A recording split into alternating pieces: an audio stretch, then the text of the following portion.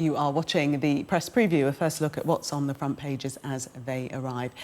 It's time to see what's making the headlines with columnist Carole Malone and the political editor at the Liverpool Echo, Liam Thorp. They'll be with us from now until just before midnight. So let's see what's on some of those front pages for you now. Well, the Metro marks the first anniversary of Russia's invasion of Ukraine with this evocative picture of Ukrainian flags in a graveyard, plus its own front page from a year ago and the headline, "Heroes Never Give In." This is the front of the Times, the headline there, Ukraine's Year of Blood. The Telegraph reports that the Archbishop of Canterbury is warning that Russia must not be crushed or we risk a country left in the same state as Germany after the First World War, which ended in the rise of Hitler. The Mirror leads on the shortages of fruit and veg in our shops and ridicules the Environment Secretary for her apparent comment, "Let them eat turnips." The Daily Star has an almost identical front page headline. The Mail carries criticism from the Queen Consort of moves to change some of Roald Dahl's books in what's been called a woke rewriting. That's also the top story in tomorrow's Express. The Financial Times reports on President Biden's nomination of a new president of the World Bank with a brief to expand the fight against climate change. And a reminder that by scanning the QR code you'll see on screen during the programme, you can check out the front pages of tomorrow's newspapers while you watch us. And we are joined tonight by Carole Malone and Liam Thorp. Welcome back to both of you. Let us start with the Metro and that headline, the poignant picture, first of all, of the flags, and this being in a graveyard with the Ukrainian flags flying.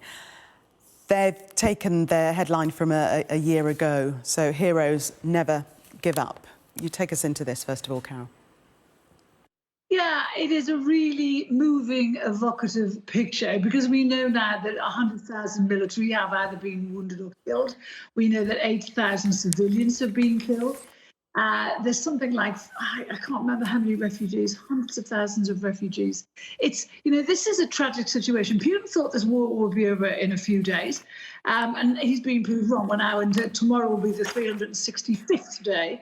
And it shouldn't be happening. It's incredibly sad.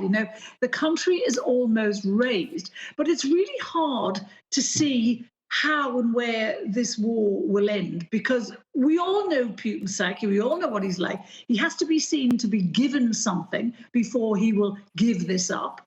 And by the same token, Zelensky has said time and time again, he will not give an inch back of the land that they have taken back. So it's really hard to see how this is going to end. The only way it can end is if we all give him the weapons to finish this war off, as Boris said tonight. It's got to, he's got to be given enough weapons to expunge Russians from Ukraine. It is a terrible, terrible war. Hundreds of thousands of Ukrainians left homeless. We have some of them in this country, thank God. We can take care of them. But if Putin is just depending on Ukraine to pull back, to give in, he really needs to have another think, because that is never going to happen. We saw that with Zelensky when he came here to try and get weapons, when he went around Europe. He's never giving in, and the people aren't giving in. They would follow him to hell and back, although arguably that's exactly where they are right now. And Liam, a year later, we're not even at the stage of any semblance of peace talks, are we? No, and I don't think that's ever going to happen from Putin's side. It's not something that he entertains as an idea.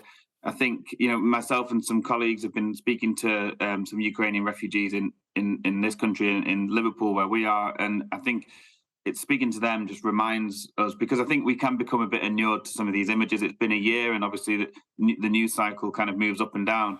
But just going back to those, when those bombs first started dropping, and speaking to people today who have had to basically get up, they were woken up by the sound of bombs near their gardens, had to pack a rucksack and just leave everything behind.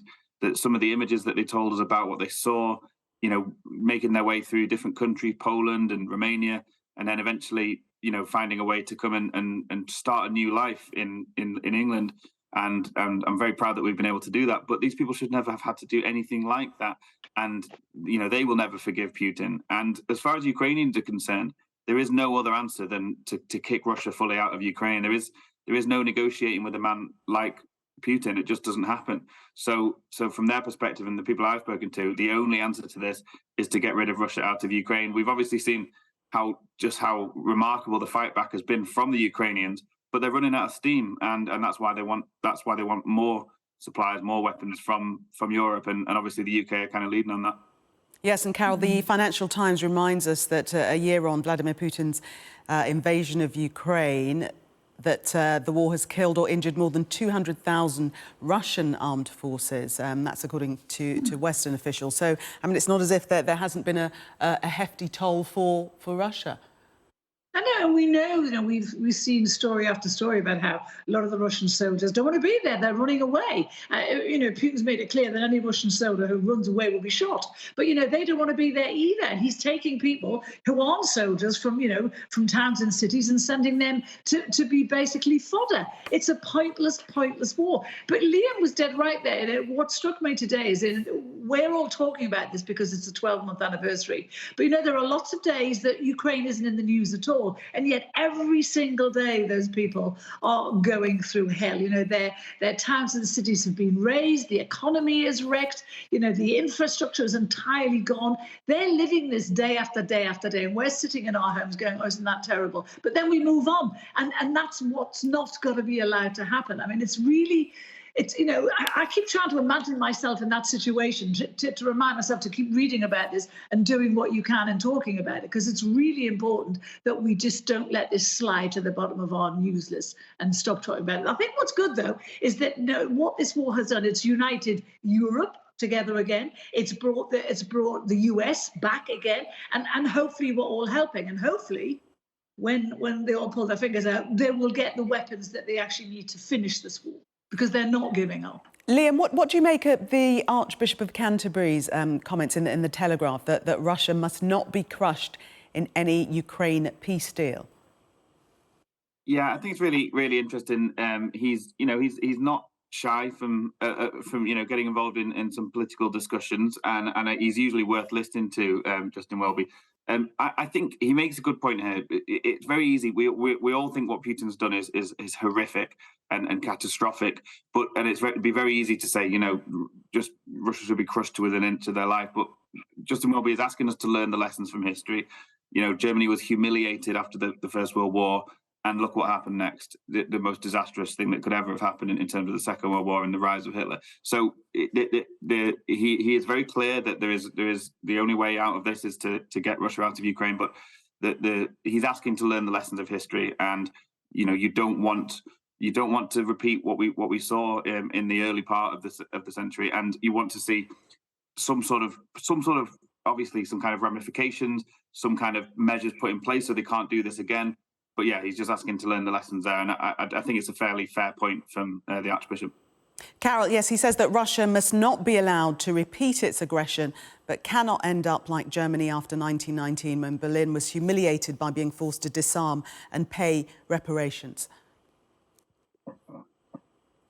Oh, has Carole frozen? Yes, I think Carole has frozen.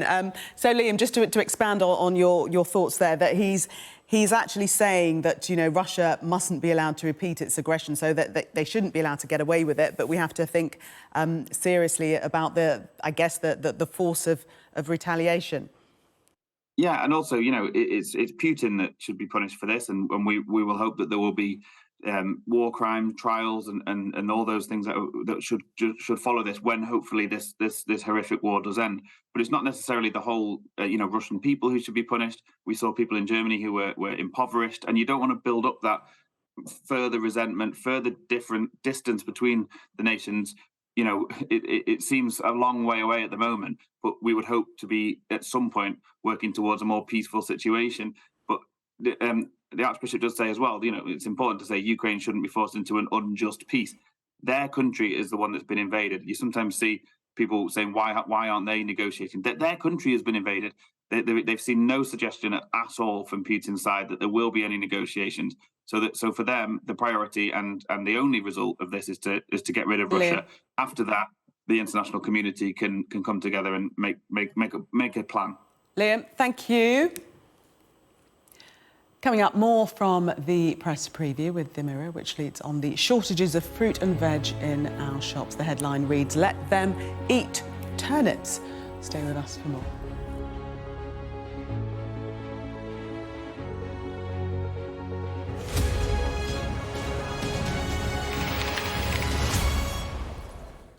Welcome back. You're watching the press preview. Still with me, Carole Malone and Liam Thorp. Carole, to you first of all. Let them eat turnips. Who has said this and why? It's front page of The Mirror. This is Theresa Coffey, who she's the Environment Secretary, and her nickname is Calamity Coffee, and you can see why when you read this story. At a time when everyone is struggling, at a time when there's no vegetables in the shops, we don't have any tomatoes, people can't afford to buy them even if there was. She didn't actually say let them eat turnips, but what she's saying is if you haven't got enough money, you should find a way to buy food. You should find a way to earn a bit more money. I mean, that's not simply what she said. What she said was the idea was to get people back into work to earn money.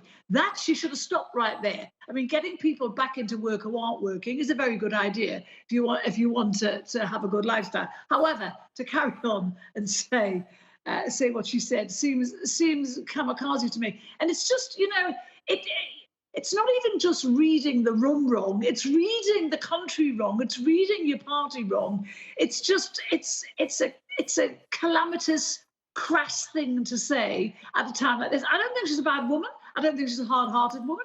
It's just a really stupid thing to say. Liam, what do you think? Yeah, I mean, I hate turnips, so it made me particularly angry. I love them. I agree. I mean, I must admit, I can't really understand sometimes why Theresa Coffey is continually in these seriously senior positions. Ever since she's been in government, she seems to make gaffe after gaffe. I think, to turn around to people who are seeing empty supermarket shelves they can't get the fresh vegetables that they want for a healthy life, and to turn around and say, "Oh, just eat this turnip instead," it just seems really Liam basic and to me. Carole, thank you both. I think you're discriminating against turnips, Liam, but thank you. We'll see you both in the 11. Thank you.